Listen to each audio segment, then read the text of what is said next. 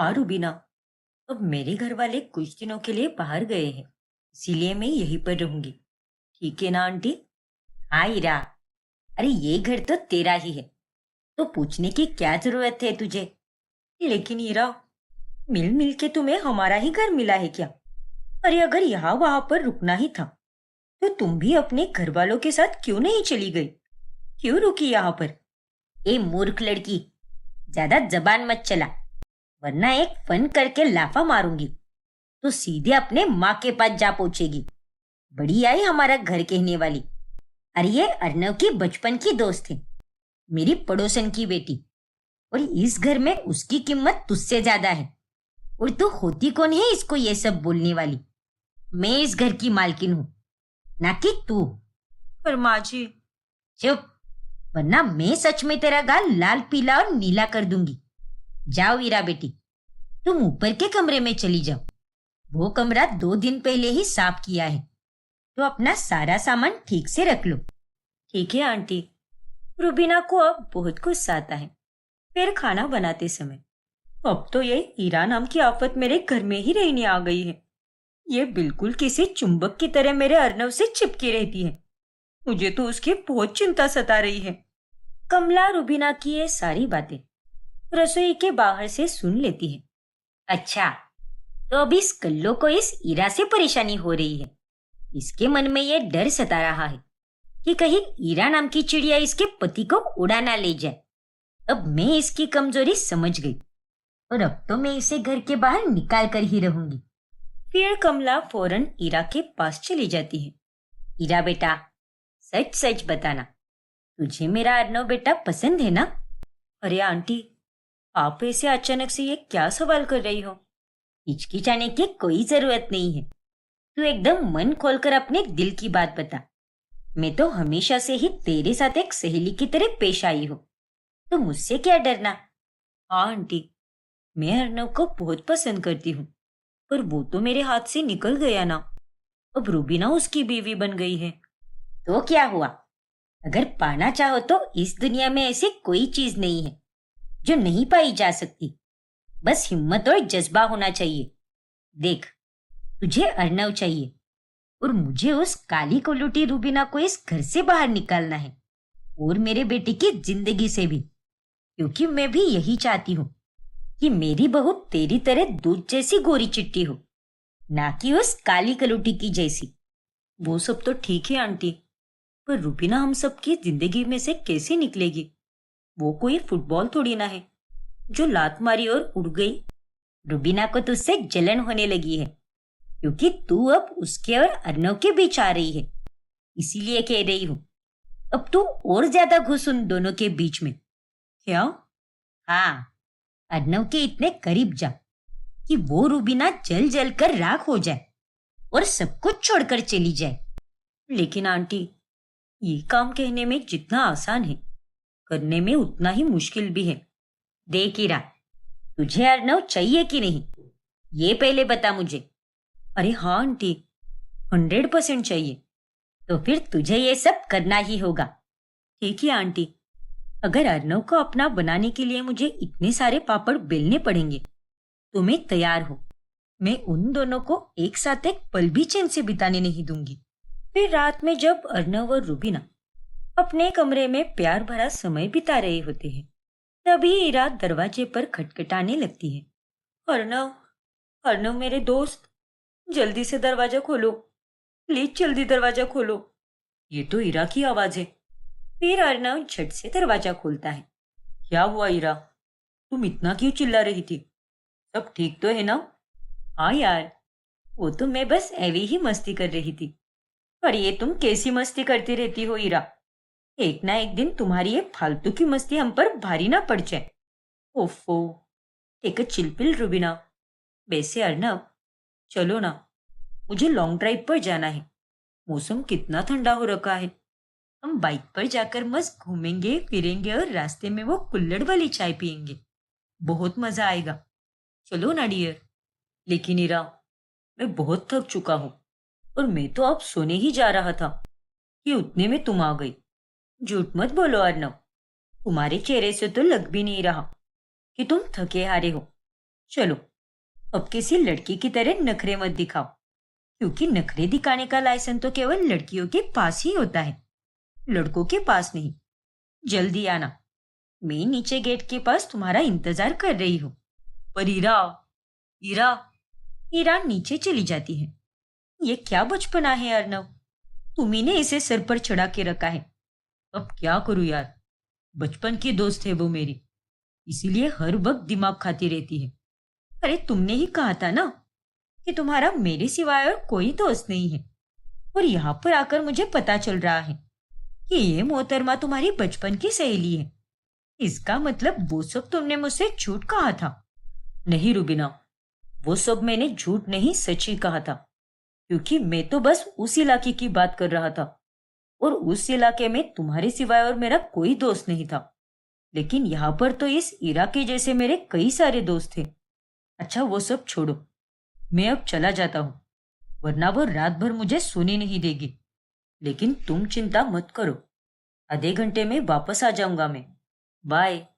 और अर्नव, फिर अर्नव वहां से चला जाता है और रूबीना बहुत उदास हो जाती है। ये अर्नव भी कुछ कम नहीं है, सीधे सीधे मना कर देना चाहिए था उसे, लेकिन नहीं, इसे भी जाना था, इसीलिए ये चला गया। और अब ये ईरा ऐसे ही हम दोनों के बीच में कबाब में हड्डी बनकर आती रहेगी। तभी वहां पर कमला आती है। अरे ये तो होना ही था। माँ जी आप? हाँ, मैं तो इस कमरे से गुजर रही थी, तभी तेरी आवाज सुनी। अच्छा, बैठी है ना? अरे मैं यहाँ पर बैठने नहीं, तुझे आगाह करने आई हूँ। बचपन के दोस्तों के बीच मत आ। आखिर में तू एक निहायती बदसूरत लड़की ठहरी। वह तुझे ये लगता है कि अर्नव तुझसे प्यार करता है, लेकिन वो सिर्फ 2 दिन का लगाव है, और वो जितना ईरा से जुड़ा हुआ है वो उतना कभी किसी लड़की से नहीं जुड़ा। अरे उसे तो ईरा जैसी ही सुंदर लड़की पसंद है। अरे अब तो वो बस तुझे ईरा के होते हुए समय नहीं दे रहा, लेकिन आगे देखना, कुछ दिनों के बाद तो वो तुझे छोड़ भी देगा। क्या? इतना कहकर कमला वहां से चली जाती है, और इस बारे में सोचकर रूबीना के पसीने छूटने लगते हैं। क्या सच में ऐसा ही होगा? नहीं नहीं, माँ जी की बात सच नहीं हो सकती। अर्नव सिर्फ मेरा है, और वो मुझसे ही प्यार करता है। अब ईरा हर वक्त अर्नव के करीब आने की कोशिश करती है। ऐसे ही एक दिन जब वो तीनों बाहर जा रहे होते हैं, तभी ईरा फ्रंट सीट पर अर्नव के पास बैठती है, जिस वजह से रूबीना को पीछे बैठना पड़ता है। अर्नव, इधर देखो मेरे फोन के कैमरा में, मैं हम दोनों की सेल्फी खींच रही हूँ। ओफो ईरा, तुम तो गाड़ी में बैठते ही शुरू हो गई। इस अर्नव ने तो मुझसे एक बार भी नहीं पूछा कि तुम आगे बैठना चाहती हो क्या, और इस बेवकूफ ईरा को आगे बैठने दिया। आज रात को तो मैं इसकी अच्छे से खबर लूंगी। फिर रात में, अरे बाबा तुम जैसा सोच रही हो वैसा कुछ भी नहीं है। ईरा बस मुझे अच्छा दोस्त मानती है, और इसीलिए वो मेरे साथ इतना बेबाक होकर पेश आती है।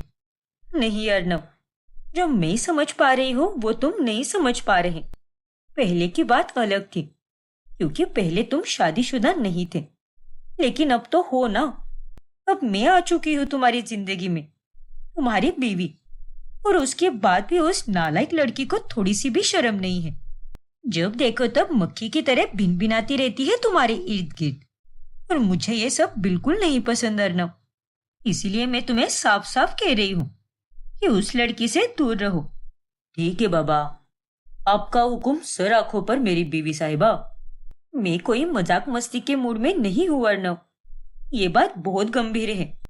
अरे हाँ बाबा, मैं समझ रहा हूँ। चिल मेरी जान, जैसा तुम कहोगी वैसा ही होगा। फिर अगले दिन जब अर्नव घर के बाहर जा रहा होता है, तभी, अरे रुको ना अर्नव, क्या मैं भी तुम्हारे साथ चलूं? मुझे तो घर में बैठे बैठे बहुत बोर हो रहा है, इसीलिए कह रही हूँ। नहीं ईरा, तुम अंदर जा, मुझे काम है। लेकिन अर्नव, अब अर्नव ईरा से थोड़ा दूर ही रहने लगता है। फिर ईरा ये बात कमला को बताती है। अरे आंटी, 2 दिन से अर्नव के बर्ताव में बहुत बदलाव आ चुका है। वो मेरे साथ ठीक से बात भी नहीं करता। लगता है उस काली कलूटी रूबीना ने उसे तुझसे दूर रहने के लिए कहा है। हाँ आंटी, मुझे भी अब ऐसा ही लग रहा है। लेकिन तू फिक्र मत कर, जब घी सीधी उंगली से ना निकले तो उंगली को टेढ़ा करना ही पड़ता है। अब तक तो मैं सीधे रास्ते पर चल रही थी, लेकिन मैं अब टेढ़े रास्ते पर चलूंगी। उतने में वहां पर उपेंद्र आकर सब कुछ सुन लेता है। अरे कौन सी चाल चलने की बात हो रही है कमला? क्या गोलमाल है? जी कुछ भी तो नहीं, वो हम दोनों तो बस ऐसे ही गपशप कर रहे थे। चल हीरा बेटा, हमें मॉल जाना है ना, जल्दी चल वरना देरी हो जाएगी। हाँ आंटी, चलो। फिर हीरा और कमला फौरन वहां से निकल जाती है और ये देखकर उपेंद्र को उन पर थोड़ा सा शक हो जाता है। फिर अगले दिन कमला और हीरा चाल चलकर अर्नव की बैग में एक रिंग और चिट्ठी डाल देती है। और जब रूबीना उसकी बैग में से टिफिन निकालने जाती है तभी, अरे ये क्या, ये रिंग और चिट्ठी, क्या लिखा है इसमें? डियर हीरा, ये रिंग मैंने तुम्हारे लिए लाई है। मैं जानता हूँ कि मैंने जल्दबाजी में उस काली रूबीना से शादी कर ली, लेकिन अब मुझे एहसास हो रहा है कि मैंने कितनी बड़ी गलती की है। और मुझे अब समझ आ रहा है कि मेरा दिल सिर्फ तुम्हारे लिए ही धड़कता है। और इस बदसूरत रूबीना से तो मुझे बस लगाव हो गया था, लेकिन तुम कुछ दिनों के लिए रुक जाओ, फिर मैं रूबीना को मेरी जिंदगी से रफा दफा करके तुम्हारे साथ शादी कर लूंगा। और ये बातें मैं तुम्हें सामने से नहीं कह पाऊंगा, इसीलिए हिम्मत जुटाकर चिट्ठी के द्वारा मैं अपने जज्बात बयां कर रहा हूँ। वो चिट्ठी पढ़कर रूबीना पूरी तरह टूट जाती है। फिर अर्नव के आने के बाद वो उससे खूब लड़ती है।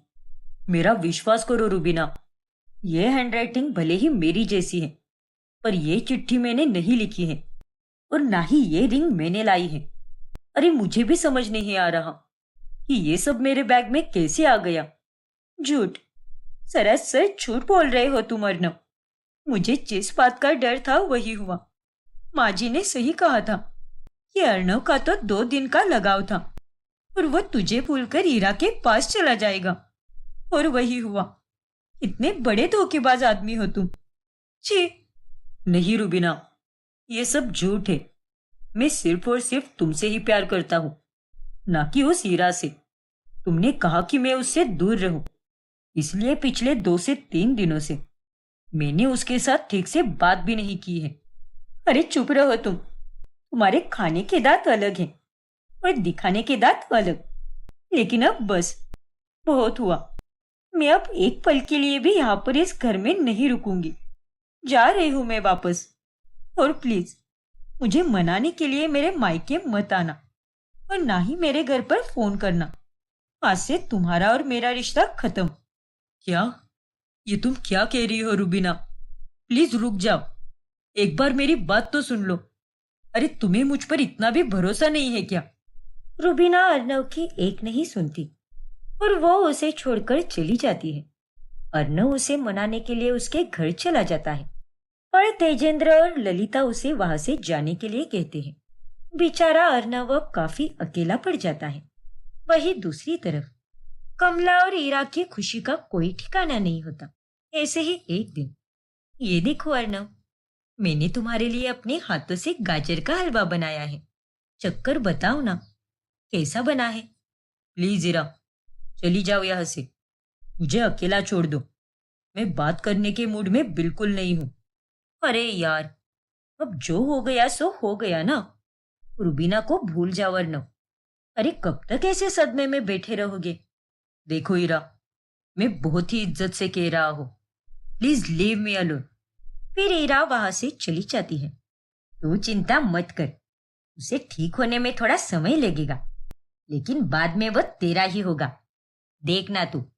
हाँ आंटी, मैं सब्र करूंगी। वही दूसरी तरफ, अरे हमने तो पहले ही कहा था कि ये शादी मत करो, लेकिन उस अर्नव ने हमें अपनी बातों में फंसा दिया और हम भी फंस गए। ना तो ये शादी होती और ना ही हमारी बेटी को इतना दुख झेलना पड़ता।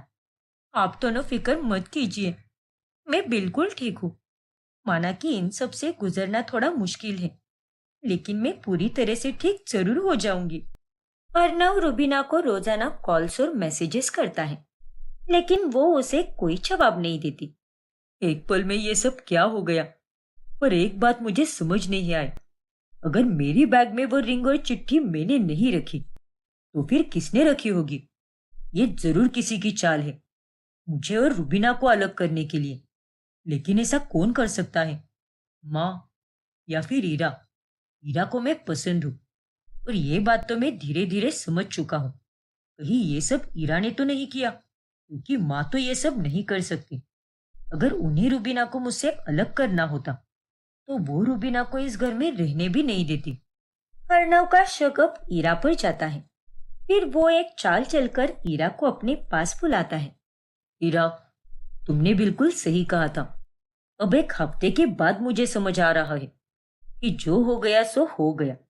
बीते हुए कल को भूलकर मैं भी अपने जीवन में आगे बढ़ना चाहता हूँ। अपने जीवन की नई शुरुआत करना चाहता हूँ, और वो भी तुम्हारे साथ। ओ माय गॉड, सच अर्णव? हाँ Ira, I love you so much. मुझे एहसास हो चुका है कि मैं तुमसे ही प्यार करता हूँ, और उस रुबीना से तो मुझे बस एक लगाव हो गया था। मुझे तो यकीन ही नहीं हो रहा अर्णव, मैं भी तुमसे प्यार करती हूँ। I love you too Arnav. पर यार, एक बात मुझे समझ नहीं आई। वो चिट्ठी और रिंग तो मैंने नहीं रखी थी वहां पर, फिर किसने रखी होगी? तुम्हें कोई आइडिया है क्या? अरे वो सब तो मेरा और आंटी जी का ही किया धरा था। हमने ही वो चाल चली थी ताकि तुम और रुबीना अलग हो सको। क्या? ओ तेरी, ये मैंने क्या बोल दिया? बहुत खूब हीरा, यही जानना था मुझे। इसीलिए मैंने झूठ मूठ की ये चाल चली, ताकि तुम्हारे मुंह से सब कुछ सच उगलवा सकूं। मैं तुमसे कोई प्यार व्यार नहीं करता, और ये सब बस एक झूठ था। क्या? हाँ हीरा, लेकिन तुमने और माँ ने हमारे साथ बहुत गलत किया है। अब अर्णव रुबीना के माता पिता को फोन करके सब बता देता है, जिसके बाद रुबीना फौरन वहां पर आ जाती है। ये सब झूठ है बेटा, मैंने ऐसा कुछ भी नहीं किया है। झूठ मत बोलिए माँ, आपका और ईरा का सच सबके सामने आ चुका है। देखो रुबीना, ईरा ने खुद कबूल किया है। मुझे बिल्कुल नहीं लगा था कि आप दोनों इतनी गिरी हुई हरकत करोगी। माफ कर दो अर्णव, मैंने तुम पर बिल्कुल भरोसा नहीं किया और तुम्हें गलत समझा। कोई बात नहीं रुबीना, लेकिन अब हम यहाँ पर नहीं रहेंगे। आज से अब मेरी कोई माँ नहीं। जा रहा हूं मैं यहाँ से। सोचा था कि आप समय के साथ सुधर जाओगी और हमारे रिश्ते को स्वीकार करोगी, लेकिन नहीं, आप कभी नहीं सुधर सकती। नहीं बेटा, ऐसा मत कर। ये घर छोड़कर मत जा। रुक जा बेटा। लेकिन अर्णव नहीं रुकता, और वो रुबीना के साथ अलग से रहने लगता है। और इस तरह अंत में कमला अपने किए पर खूब पछताती रहती है।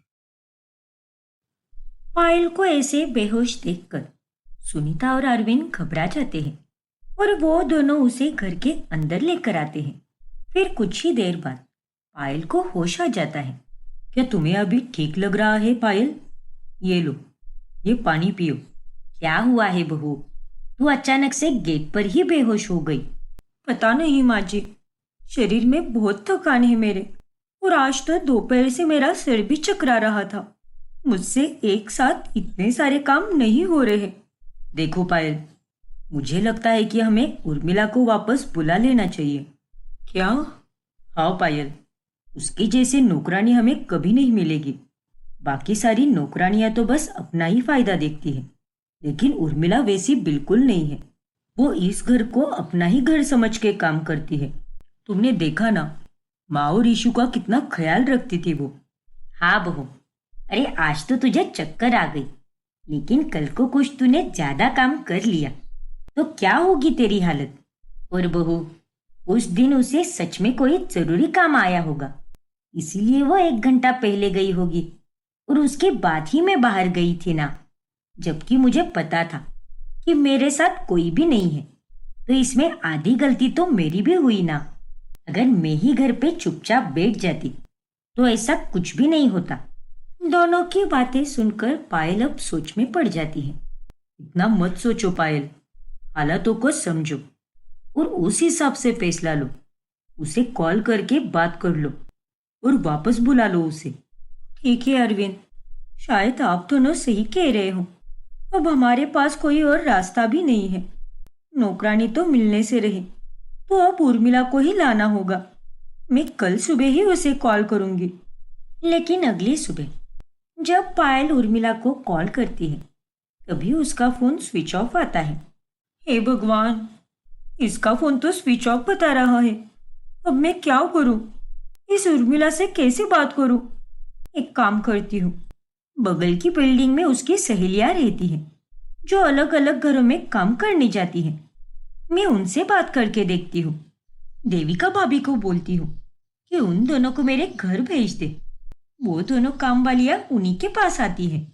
फिर उर्मिला की सहेलियां मुनमुन और चमेली पायल के घर चली जाती है, और फिर पायल उन्हें उर्मिला से बात करवाने के लिए कह देती है।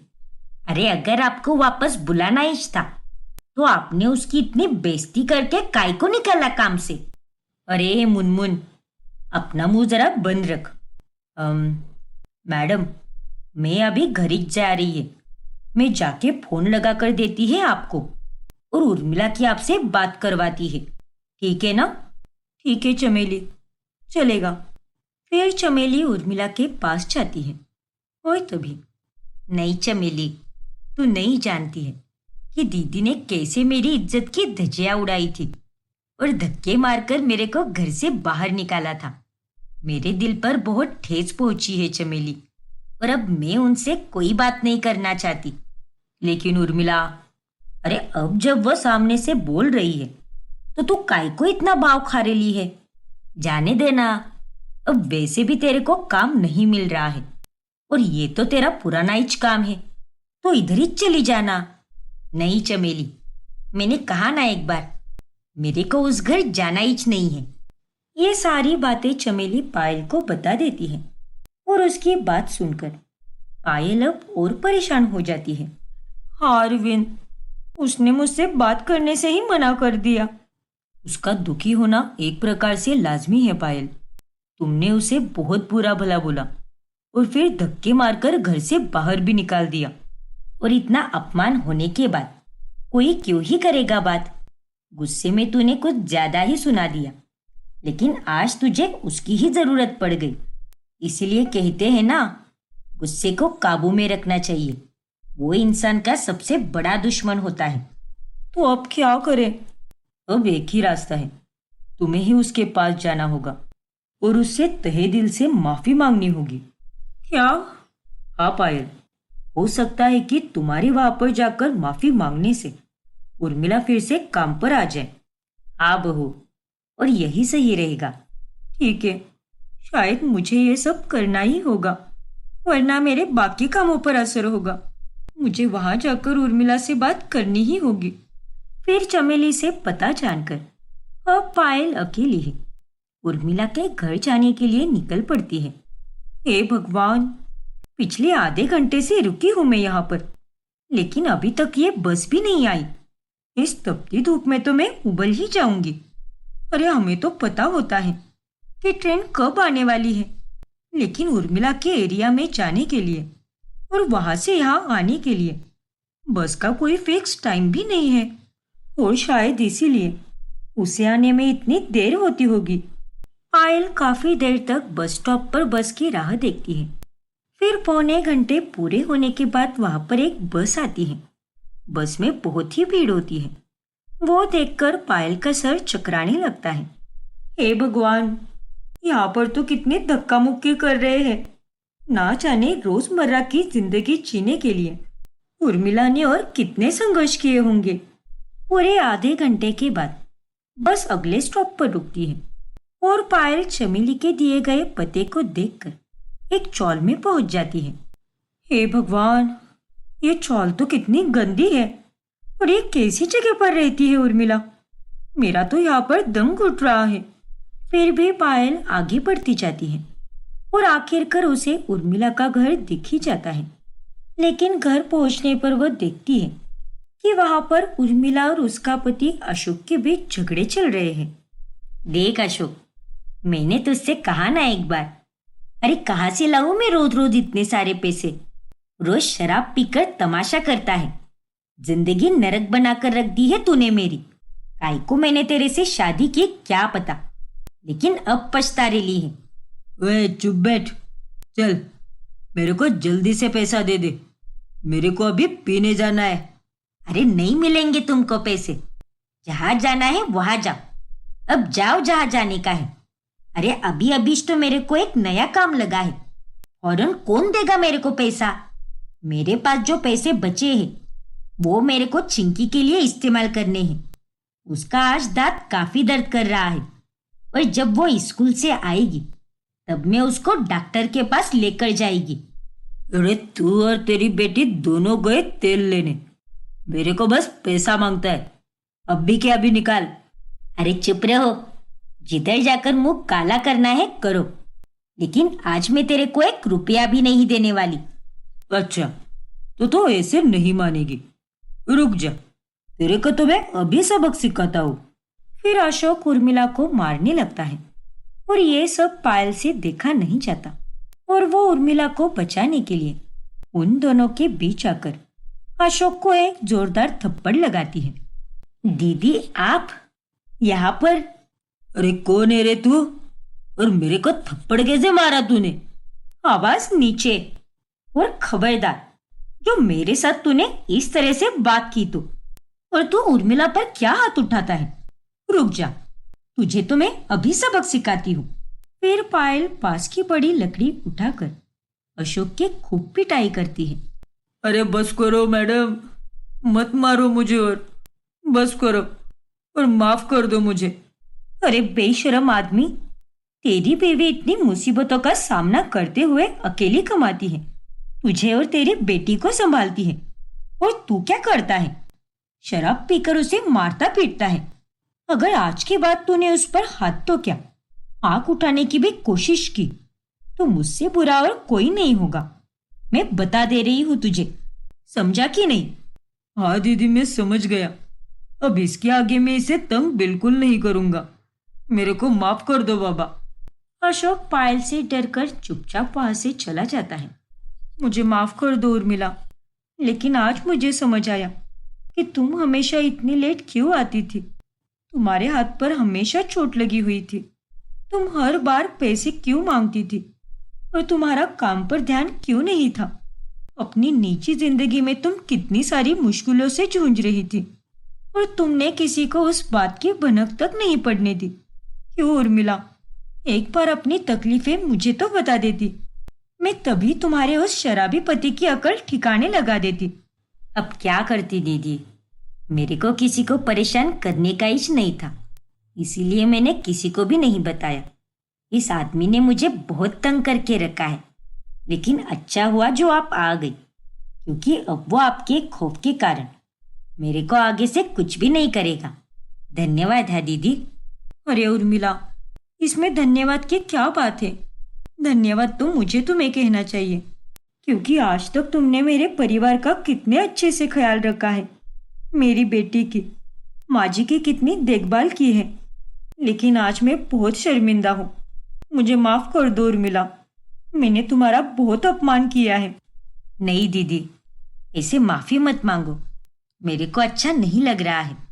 अब जो हुआ सो हुआ, लेकिन अब मेरे को निकलना होगा दीदी, क्योंकि 3 दिन पहले ही मेरे को एक नया काम मिला है, और वही मैडम मेरे को अभी फोन कर रही है, क्योंकि आज बहुत ही ज्यादा लेट हो गया है। लेकिन उर्मिला, मेरी बात तो सुनो। अभी नहीं दीदी, एक काम करो, हम रास्ते में बात कर सकते हैं, प्लीज दीदी। अच्छा ठीक है उर्मिला, चलो। फिर वो दोनों घर से निकलकर रास्ते में ही बात करने लगते हैं। देखो उर्मिला, मैं मानती हूँ कि मैंने तुम्हारे साथ बहुत गलत किया है, और उसके लिए दिल से माफी चाहती हूँ। मुझे सच में अंदाजा भी नहीं था कि तुम्हारी मुस्कान के पीछे इतना सारा दुख छुपा हुआ है। लेकिन अब वापस चलो उर्मिला, मैं यहाँ पर सिर्फ तुम्हें लेने आई हूँ, क्योंकि अब मैं जान चुकी हूँ तुम्हारे जैसी बाई मुझे कभी नहीं मिलने वाली।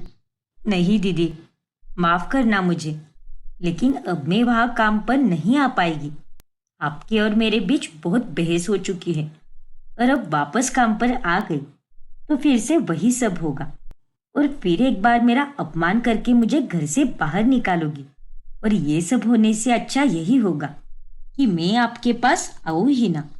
नहीं उर्मिला, ऐसा कुछ भी नहीं होगा। प्लीज मेरा विश्वास करो। पहले की बात अलग थी, लेकिन अब की बात अलग होगी। अब तुम्हारा पति अशोक तुम्हें परेशान ही नहीं करेगा, तो तुम अपने सारे काम सही तरह से कर पाओगी। वो तो है दीदी, लेकिन मैं अब नए काम पर लगी हूँ, तो उधर की मैडम मेरे को क्या बोलेगी? तुम उसकी चिंता मत करो उर्मिला, मैं चलती हूँ ना तुम्हारे साथ, और वहां पर तुम्हारी मैडम से भी बात कर लूंगी मैं। फिर पायल और उर्मिला एक नए काम पर पहुंचते हैं। जहां पर दरवाजा खोलते हैं, उसकी नई मैडम उर्मिला पर चिल्लाने लगती है। अरे ये सब क्या चल रहा है तुम्हारा उर्मिला? अरे तुम्हें अभी लगे हुए 3 दिन भी नहीं हुए हैं कि तुम लेट आना शुरू हो गई हो, और आज तो तुम कल से भी ज्यादा लेट हो गई हो। ऐसे बिल्कुल नहीं चलेगा। अरे कितना सारा काम पड़ा है घर में, तुम्हें जरा सी भी अकल है या नहीं? माफ कीजिएगा मैडम, वो दरअसल रास्ते में बहुत तेज ट्रैफिक था ना आज, इसीलिए थोड़ी देर हो गई। लेकिन आप चिंता मत करो, मैं सारा काम फटाफट कर देगी। अरे कल भी तुमने यही बोला था। देखो उर्मिला, सही से काम करना है तो करो। मुझे कल से तुम्हारी ये नौटंकी बिल्कुल नहीं चाहिए, समझी कि नहीं? अरे आपकी दिक्कत क्या है? वो बस लेट ही तो आई है ना, थोड़ी ना कोई छुट्टी ली है उसने। और अब आ गई है तो आपका सारा काम करके ही देगी वो। अरे आपको पता भी है क्या कितनी कठिनाई से होकर वो यहाँ पर आती है, और आप उस पर चिल्लाती जा रही हो। ओ हेलो, तुम कौन होती हो मुझसे इस तरह से बात करने वाली? ये मेरी नौकरानी है, और मैं इसके साथ कैसे भी पेश आऊं, तुम्हें उससे क्या? ज्यादा चिल्लाओ मत। अब से उर्मिला तुम्हारे घर पर काम नहीं करने वाली। क्या? देखो उर्मिला, अब बाकी का फैसला तुम्हारे ऊपर है कि तुम मेरे पास वापस आना चाहती भी हो या नहीं। देखो दीदी, आपने अभी तक मेरे लिए बहुत कुछ किया है, लेकिन जब मेरे पास कोई भी काम नहीं था, तब मेरे को इन्होंने ही काम दिया। इसीलिए मैं आपके पास नहीं आ पाएगी। माफ कीजिए दीदी, लेकिन आप चली जाइए यहाँ से। ठीक है उर्मिला, अगर तुम्हारी यही इच्छा है तो यही सही। पायल भी वहां से चली जाती है। फिर अगली सुबह, अरविंद, आज का लंच में बाहर से ही ऑर्डर कर देती हूँ। उर्मिला तो अब आने से रही, इसलिए अब हमें फिर से एक नई नौकरानी ढूंढनी होगी। लेकिन उतने में घर की घंटी बजती है, और दरवाजा खोलने पर पायल उर्मिला को देखकर चकित रह जाती है। उर्मिला, तुम यहाँ पर? हाँ दीदी, मैं जानती हूँ कि आपने मेरा बहुत अपमान किया, लेकिन आप लोगों को मेरी निजी जिंदगी के बारे में कुछ भी नहीं पता था। लेकिन जब कल आपने मेरी आंखों से सब देखा, तब आपने ही मेरे पति को अच्छे से सबक सिखाया, बिल्कुल मेरी बड़ी दीदी की तरह। और मैंने भी रात भर बहुत सोचा, लेकिन आप लोगों से बना हुआ मेरा जुड़ाव ही मुझे यहाँ तक खींच कर लाया है। और अब मैं यहाँ से कहीं नहीं जाऊंगी, और आपके ही पास काम करूंगी। क्या? सच में? इस तरह से अंत में उर्मिला वापस लौट कर आती है, और उसके आने से सभी बहुत खुश होते हैं।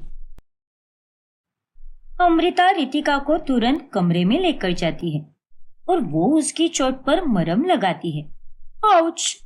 ओह! अरे बस हो गया, अब तुम्हें आराम महसूस होगा।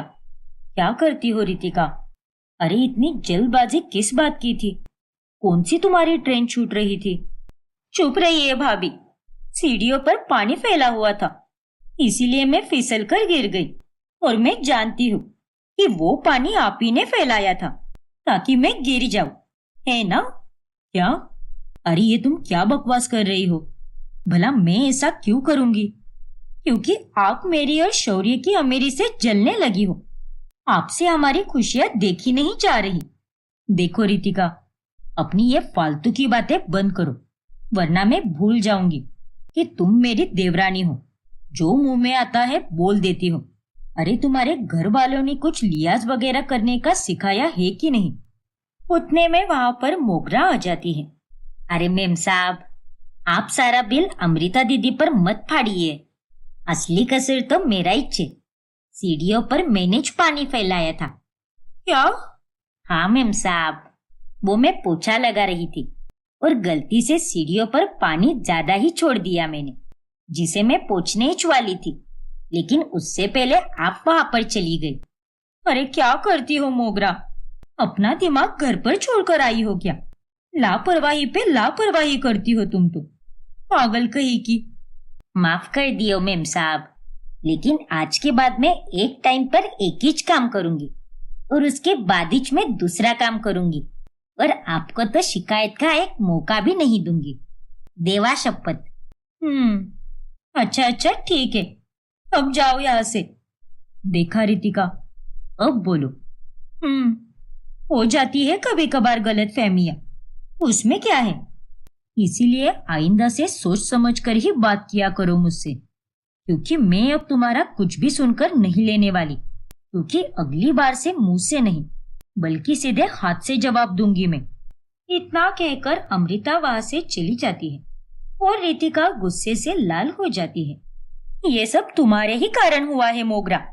अरे हर बार तुम्हारी गलतियों के कारण मुझे अपनी गरीब जेठानी की 4 बातें सुननी पड़ती है। अब जाओ, जाकर मेरे लिए छोले भटूरे, खीर, आलू पनीर के पकोड़े और समोसे बनाओ। अरे बाप रे, इतना सब मैं कैसे बनाएगी लेकिन, क्योंकि अभी तो मेरे पास कितना सारा काम पड़ेला है। वो मैं कुछ नहीं जानती, जो मैंने कहा है वो तुम्हें बनाना ही पड़ेगा और यही तुम्हारी सजा है। देवा रे देवा। मोगरा का सिर तो मानो चकराने लगता है और उस बेचारी को ढेर सारा काम करना पड़ता है। फिर एक दिन अचानक गांव से रितिका और अमृता की सास शांति आती है। नमस्ते माँ जी, लेकिन आप यहाँ पर अचानक से कैसे आई? मेरा मतलब आपने तो कुछ बताया भी नहीं पहले। बस ऐसे ही अपने बच्चों से मिलने का मन किया, इसीलिए चली आई। मिहिर और शौर्य तो अपने दफ्तर गए होंगे, लेकिन रितिका कहाँ पर है? वो कहीं दिखाई नहीं दे रही। वो माँ जी, रितिका और देवर जी हमारे साथ अब नहीं रहते। उन दोनों ने बंटवारा कर दिया है और अब वो ऊपर रहते हैं। क्या बंटवारा? लेकिन क्यों बहू? फिर अमृता शांति को सारी बातें बताती है, जिसे सुनने के बाद शांति एकदम हक्का बक्का रह जाती है। हे कृष्णा भगवान जी, इतना सब कुछ हो गया। ये रितिका और शौर्य बिना, सच में आने दो उन दोनों को, मैं उन्हें अच्छे से समझाती हूँ। फिर शाम होने पर शांति उन दोनों को बहुत समझाती है। शौर्य, यही परवरिश दी है क्या मैंने तुझे? अरे झगड़े किस घर में नहीं होते, लेकिन इसका मतलब ये बिल्कुल भी नहीं है कि अपनों से रिश्ता तोड़कर अलग हो जा। और रितिका, तू इसकी बीवी होकर इसे इन सब में बढ़ावा दे रही है। अरे तुझे तो उल्टा इसको रोकना चाहिए था। माफ करना माँ, लेकिन आप ये बिल्कुल नहीं जानती कि भैया कितने बदल गए हैं। अब मुझे गड़े मुर्दे उखाड़कर पुरानी बातों को फिर से नहीं दोहराना, और हम अब अलग रह रहे हैं, इसी में हमारी भलाई है। हाँ माँ जी। रितिका और शौर्य शांति के समझाने पर भी नहीं समझते, जिसके बाद शांति अब तय करती है कि वो 3 दिन नीचे रहेगी और 3 दिन ऊपर रहेगी। ये लीजिए माँ जी, गर्मा गर्म नाश्ता। आपको मेथी के पराठे बहुत पसंद है ना? हाँ अमृता, धन्यवाद। शांति देखती है कि अमृता उसकी खूब अच्छे से सेवा कर रही है और अपने सारे काम भी सही तरह से कर रही है। फिर एक रोज मोगरा नीचे के हिस्से की सफाई कर रही होती है। तभी उसे देखकर रितिका का माथा फिर जाता है। आप कितनी बेशरम हो भाभी। अरे 2 पैसे देकर नौकरानी रखवा लो ना, मेरी नौकरानी से क्यों काम करवा रही हो, गरीब फटीचर लोग। रितिका, अब एक और शब्द बिल्कुल भी नहीं। मोगरा को मैंने सफाई करने के लिए नहीं बोला है, तो फिर ये यहाँ पर सफाई क्यों कर रही है? क्योंकि मुझे बड़ी मैम साहब ने बोला था। हाँ रितिका, मैंने बोला है इसे, क्योंकि अब मैं भी यहाँ पर रह रही हूँ, इसीलिए मैं जो बोलूंगी वही होगा। लेकिन माँ जी। बस रितिका, चलो जाकर अपना काम करो। और मोगरा, तुम जब तक यहाँ पर मैं हूँ, ऊपर के साथ साथ नीचे के भी आधे काम तू ही करेगी। और उसके लिए मैं तुझे अलग से पैसे दूंगी। ठीक है बड़ी मेम साहब, कर देगी मैं। रितिका इस बार भी कुछ नहीं बोल पाती और मुंह बनाकर वहां से चली जाती है। अगर अमृता को भी लड़ना होता तो वो भी लड़ सकती थी। वो रितिका को 2-3 थप्पड़ भी लगा सकती थी, लेकिन नहीं, उसने ऐसा नहीं किया। अमृता बहुत ही समझदार है। फिर एक दिन जब शौर्य की तबीयत खराब हो जाती है, तभी शांति मिहिर और अमृता के कमरे से गुजर रही होती है और वो उन दोनों की बातचीत सुन लेती है। मुझे तो बहुत चिंता हो रही है उसकी। उसे तो बहुत सर्दी जुकाम हुआ है, कहीं वो सब बढ़कर उसे बुखार ना हो जाए। हाँ मिहिर, रितिका देवर जी का सही से ख्याल नहीं रखेगी। मैं जाकर उन्हें काढ़ा दे दूं क्या? रहने दो, वो फिर से चिल्लाएगा। उसके मन में हमारे प्रति बहुत गुस्सा भरा है। बेचारे, इन दोनों को शौर्य की कितनी चिंता है। जहां तक अब मैं समझ पा रही हूँ, इनके मन में तो कोई मेल नहीं है। लगता है इस बंटवारे के पीछे रितिका और शौर्य का ही कोई दोष है। फिर 3 दिनों के बाद शांति ऊपर रहने चली जाती है। तभी वाओ, तब होगी हीरो की एंट्री। अरे रितिका बहू, जल्दी से चाय दे दे मुझे, मोगरा बनाना भूल गई है। रितिका, अरे जिंदा है या चल बसी? रितिका की तरफ से कोई भी आवाज ना आने पर शांति उठकर उसके कमरे में चली जाती है। वाह वाह वाह, मैं यहाँ पर गला फाड़ फाड़ कर तुझे आवाज लगा रही हूँ और तू यहाँ पर बैठकर मजे से फिल्म देख रही है। माफ कीजिए माँ जी, मुझे तो कुछ सुनाई भी नहीं दिया। चल अब जल्दी से उठकर मेरे लिए चाय बना दे, मुझे चाय की तलब लगी है। नहीं माँ जी, मैं चाय 1 घंटे के बाद ही बनाऊंगी, क्योंकि फिलहाल तो मुझे मूवी देखनी है। क्या कहा तूने? अरे मेरी सेवा से ज्यादा तुझे तेरी ये मूवी जरूरी है क्या? देखिए माँ जी, माना कि आप बूढ़ी हो गई हो, लेकिन आपके हाथ पैर अभी भी सही सलामत है। और अगर आपसे 1 घंटे का सब्र नहीं हो रहा तो आप खुद ही जाकर चाय बना लीजिए। क्या? इस तरह रितिका शांति के लिए चाय बनाती ही नहीं और शांति को इस बात का बहुत गुस्सा आता है। फिर बाद में, माँ, ऊपर का हिस्सा कैसे लगा आपको? यहाँ पर मैंने सब कुछ नया बनाया है। अरे अच्छा ही लगा होगा, नीचे का हिस्सा तो बहुत ही लो क्लास है, लेकिन हमारा हिस्सा तो एकदम अमीरों वाला है। अब क्या करें, नीचे वाले लोग गरीब जो ठहरे। बस भी कर रितिका, अरे जब देखो तब अपनी अमीरी का घमंड दिखाती रहती है। जरा जबान संभाल कर बात किया कर मेरे सामने। फिर रितिका चुप हो जाती है। ऐसे ही एक दिन शांति सोकर उठती है तो रितिका को चंचल के साथ फोन पर बात करते हुए सुन लेती है। हाँ, अरे नहीं बाबा, माँ जी उन दोनों भाइयों को एक कर ही नहीं पाएगी। मैं हूं ना, मैं शौर्य को फिर से भड़काऊंगी, ठीक उसी तरह जैसे मैंने पहले भड़काया था, वो भी झूठ बोलकर, जबकि भैया ने वैसा कुछ बोला ही नहीं था। इस तरह रितिका चंचल के साथ सारी पुरानी ही बातें करती है, जिन्हें सुनकर शांति हैरान रह जाती है। बाप रे, इसका मतलब इन दोनों भाइयों में फुट इस रितिका ने ही डाली है, ताकि शौर्य अमीर होने के बाद सारे पैसे अपने भैया पर ना उड़ाए और सिर्फ इसी के हाथ में दे दे। फिर अगले दिन शांति जानबूझकर रितिका के सामने अमृता से कहती है, अरे रितिका जरा भी अच्छी नहीं है, वो तो दिन भर बस अपने में ही लगी रहती है। तुझमें और उसमें तो जमीन आसमान का फर्क है। अरे नहीं माँ जी, ऐसी कोई बात नहीं है। वो मुझसे उम्र में छोटी है, नादान है और उसे समझ नहीं है रिश्तों की। वक्त के साथ वो सुधर जाएगी, क्योंकि उसका दिल साफ है। बस कुछ कुछ हरकतें बुरी है उसकी। वो देवर जी चाहे हमसे कितनी भी नफरत क्यों ना कर ले, लेकिन मैं और मिहिर, हम दोनों उससे प्यार करना कभी नहीं छोड़ेंगे। रितिका ये सब सुन लेती है और उसकी आंखें अब नम हो जाती हैं। अब रितिका को समझ आएगा कि उसकी जेठ और जेठानी कितने अच्छे हैं। मैं ये जानबूझकर कर रही हूँ ताकि उसकी अकल ठिकाने पर आए।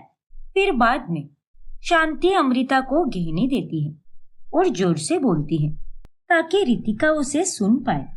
ये ले अमृता बहू, ये गहने तेरे लिए हैं।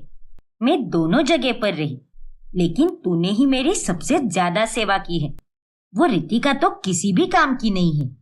नहीं माँ जी, आप ये गहने मुझे मत दीजिए। आप इसे रितिका को ही दे दीजिए। और वो काम भी करती है, लेकिन बस थोड़ी सी आलसी है। वो इतनी समझदार भी नहीं है। लेकिन हम तो है ना, जाने दीजिए उसे। लेकिन आप ये उसे ही दे दीजिए। इसे देखकर वो बहुत खुश हो जाएगी। अरे पर वो तुझे कितना बुरा बोलती है, और फिर भी तू उसके पीठ पीछे उसके लिए इतना अच्छा कैसे बोल सकती है? अब क्या करूं माँ जी, उसे मैंने कभी अपनी देवरानी माना ही नहीं। हमेशा अपनी छोटी बहन की तरह ही माना था। और बड़ी बहन अगर छोटी बहन के नखरे सहन नहीं करेगी तो कौन करेगा? अमृता की ये बातें सुनकर रितिका को फिर से बहुत बुरा लगता है। अब रितिका को धीरे धीरे अपनी गलतियां समझ आ जाती है। फिर एक रोज जब सास का गांव जाने का दिन होता है, तभी मिहिर और अमृता देखते हैं कि रितिका नीचे के हॉल में बैठकर रो रही है। क्या हुआ रितिका, तुम रो क्यों रही हो? भाभी, वो मैंने एक जगह पर 25,000 रुपए लगाए थे ताकि पैसे दुगने हो जाए, लेकिन वो आदमी धोखेबाज निकला। उसने मुझे उल्लू बनाया और मेरे सारे पैसे लेकर वो भाग गया। क्या? अब ना जाने में शौर्य को क्या जवाब दूंगी। अगर उसे ये सब पता चला तो वो तो मेरी जान ही खा जाएगा। अरे ये सब तुम क्या करती रहती हो रितिका? हाँ रितिका, अरे तुम्हें उस आदमी को पैसे देने से पहले उसके बारे में जांच कर लेनी चाहिए थी। खैर, अब तुम चिंता मत करो। ये लो, ये पैसे रख लो। लेकिन भैया। रख लो रितिका, मैं तुम्हारे बड़े भाई की तरह हूँ। तुम्हारे आंसू मुझसे देखे नहीं जा रहे। फिलहाल के लिए ये पैसे रख लो, ताकि शौर्य को पता ना चल पाए। बाकी मैं पुलिस कंप्लेन करके उस फ्रॉड आदमी को पकड़वा दूंगा। भैया। मिहिर और अमृता का ये रवैया देखकर रितिका उनके गले लग जाती है। तभी वहां पर शौर्य और शांति भी आ जाते हैं। क्यों रितिका, समझ आया अब? अरे जिन जेठ और जेठानी को तू गलत समझती रही, आज उन्होंने ही तुझे बचाया है। माँ जी आप?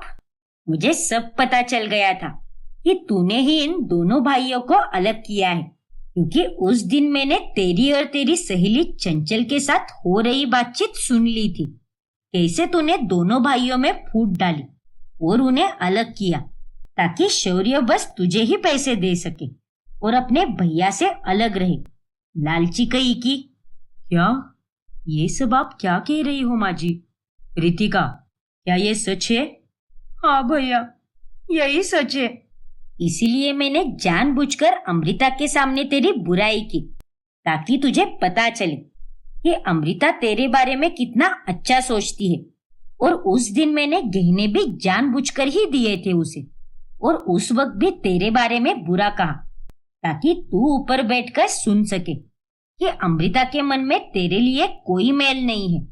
और आज जब तू एक फ्रॉड का शिकार हो गई है, तभी तेरे भैया भाभी ने ही तुझे बचाया है।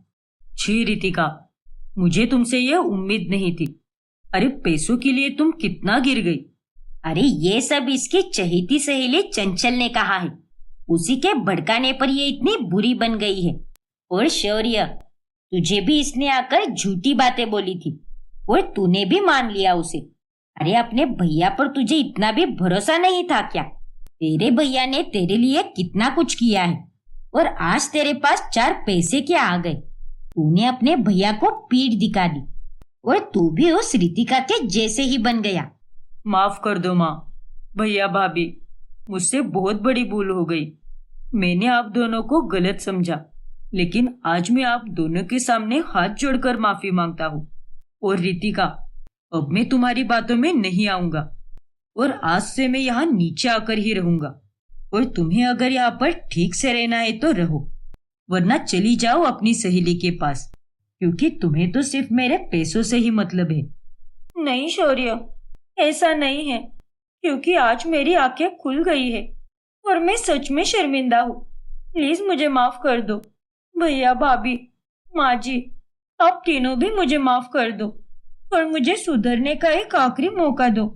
गलतियां किससे नहीं होती, मुझसे भी हो गई, लेकिन अब मुझे आप सबके साथ ही रहना है।